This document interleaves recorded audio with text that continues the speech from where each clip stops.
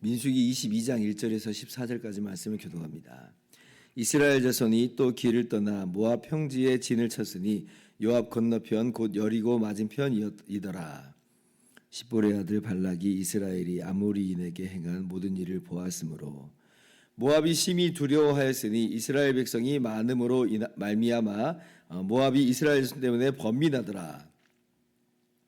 미디안 장로들에게 이르되 이제 이 무리가 소가 밭에 풀을 뜯어먹음 같이 우리 사방에 있는 것을 다 뜯어먹으리로다 하니 그때에 십볼의 아들 발락이 모압 왕이었더라.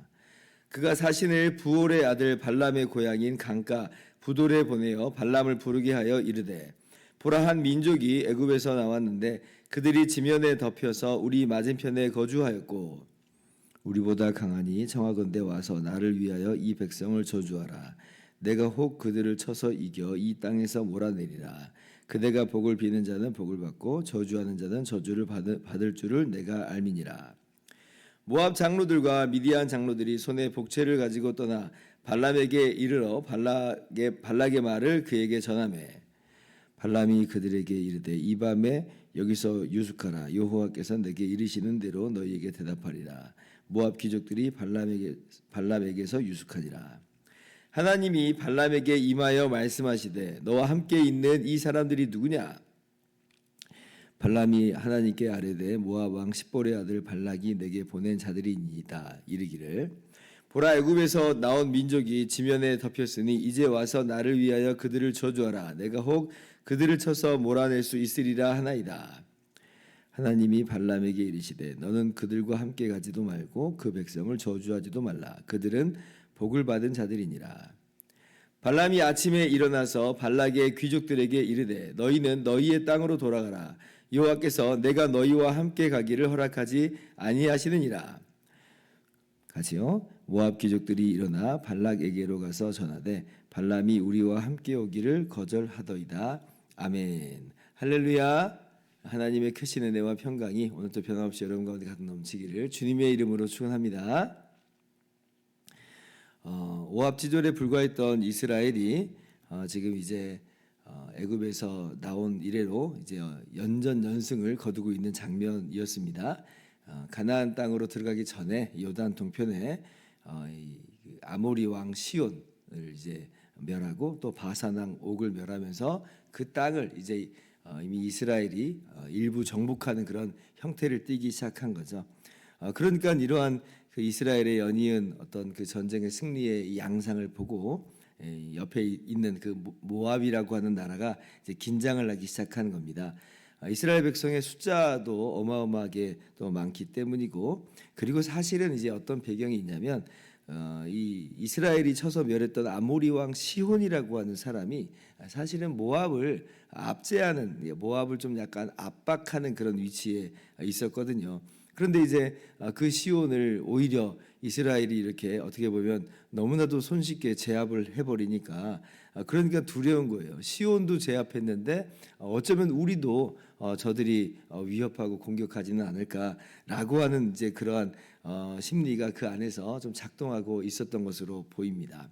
그렇지 않다면 오히려 이제 자신들을 압제했던 시온을 멸하는 것에 대해서 오히려 감사하고 오히려 고마워해야 될 것인데, 근데 이제 그렇지 않았다는 것은 어쩌면 자기들도 이제 그 영향하에 이스라엘의 영향하에 있지는 않을까라고 하는 그런 심리가 어느 정도는 개입을 한 것으로 보인다는 거죠. 그런데 사실 이러한 이 모압 왕 발락의 마음은 사실 정말 전혀 부질없는 염려였습니다. 쓸데없는 걱정이었던 것이에요. 왜냐하면 하나님께서 이 신명기 2장 9절을 보면 모압과 싸우지 말라, 모압을 괴롭히지도 말라 이제 이렇게 말씀을 하시거든요.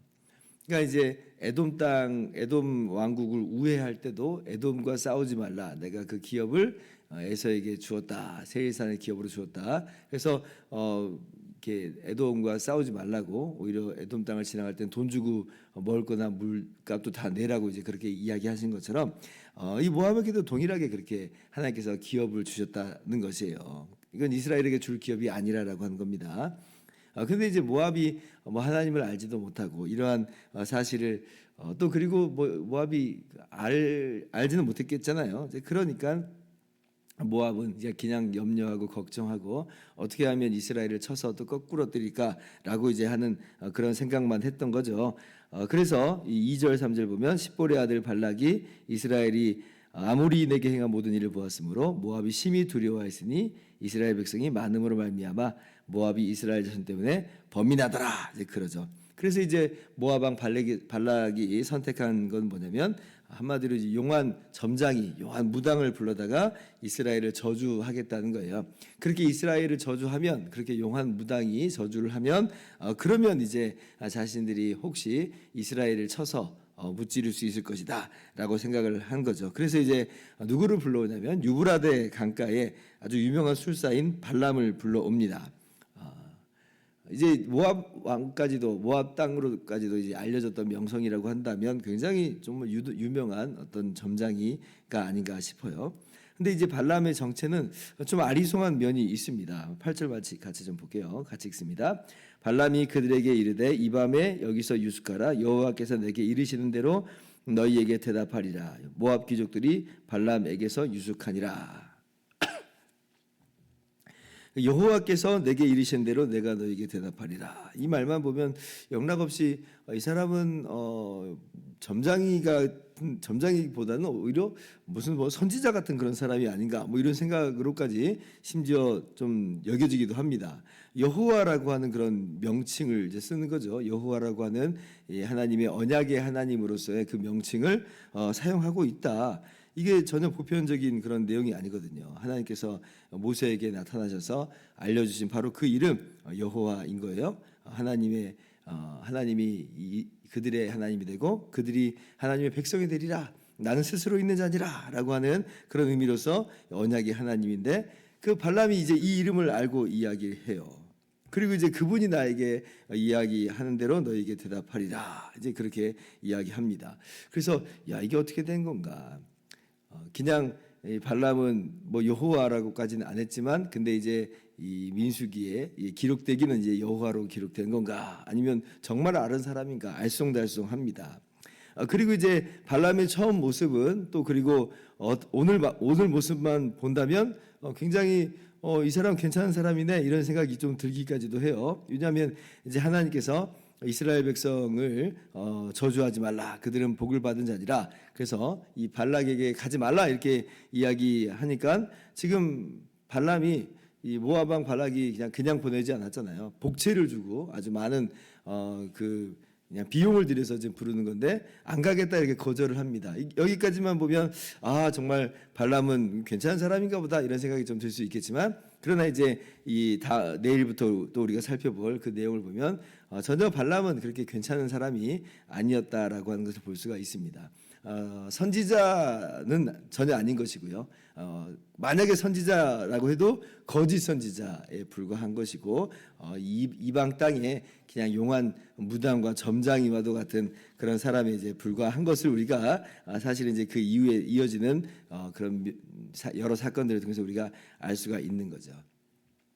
자, 그런데 또 이제 오늘 하나님께서 그 발람에게 가지 말라고 하는 그 말씀을 하신 내용이 참 너무나 놀랍습니다. 12절 마침 보세요. 자, 하나님이 발람에게 이르시되 너는 그들과 함께 가지도 말고 그 백성을 저주하지도 말라. 그들은 복을 받은 자들이니라 말씀하세요. 이스라엘을 지금 이스라엘에게 가지 말고 또 저주하지도 말라고 하는 것은 이스라엘이 어떤 사람이라는 거예요? 복을 받은 자니라 이렇게 말씀해요. 하나님께서 복 주신 사람들이다라고 하는 거예요. 그래서 발람이 이스라엘을 저주하면 안 된다라고 하는 것입니다. 하나님께서 이스라엘을 어떠한 시각으로 보는지 어떠한 마음으로 보는지를 이 말씀 속에서 우리 가운데 깨닫게 하여 주시죠. 하나님께서는 이스라엘에게 복 주셨어요. 지금 이스라엘이 광야길 이 40년간을 걸어갈 때 정말 원망도 하고 불평도 하고 정말 엉망진창의 삶을 살았는데 그래서 이 40년간의 기간이 징계의 기간으로서 주어졌지만 그러나 근본적으로 하나님은 이스라엘을 어떠한 시각으로 보느냐? 하나님은 그들에게 복 주신 하나님이시다. 그들을 사랑하시는 하나님인 거죠. 하나님께서 이스라엘을 사랑하셔서 종살이하던 애굽에서 건져내신 거잖아요. 그리고 동일하신 그 사랑으로 여전히 이스라엘을 붙잡고 계신다는 거죠. 이후의 사건을 보면 이스라엘이 이제부터 그러면 하나님을 너무나 사랑해서 한 번도 이제 하나님을 떠나지 않는, 범죄하지 않는 그런 민족이냐? 전혀 그렇지 않습니다. 이후에도 엉망진창의 모습이 계속 나와요. 그러나 근본적으로 하나님은 이스라엘 향해서 복을 받은 자들이다. 그는 내가 복을 주었다라고 말씀을 하세요. 참 너무나 놀라운 하나님의 이 시각입니다. 우리를 향하신 또 하나님의 시각이기도 하죠. 그래서 오늘 우리가 마음 가운데 새길 때는 그렇구나. 내가 하나님께 복을 받은 자들이구나. 하나님이 이러한 시각으로 나를 여전히 바라보시는구나 라고 하는 것을 기억하면서 그렇게 감사와 찬양의 삶을 살았으면 좋겠습니다. 그래서 모압 왕 발락과도 같은 그러한 우리 주변에 많은 사람들이 우리 잘 모르니까 까닭 없이 우리는 뭐 상대도 하지 않고 우리는 해코지할 마음도 없는데 까닭 없이 우리를 괴롭히고 또 우리를 못 살게 군다 할지라도 하나님께서 나를 복 주셨다. 하나님께서 나를 사랑하신다라고 하는 분명한 우리의 이 상황을 정확하게 보면서 감사하고 찬양하면서 그렇게 오늘 하루도 기쁨으로 나아가도록 합시다. 기도하겠습니다.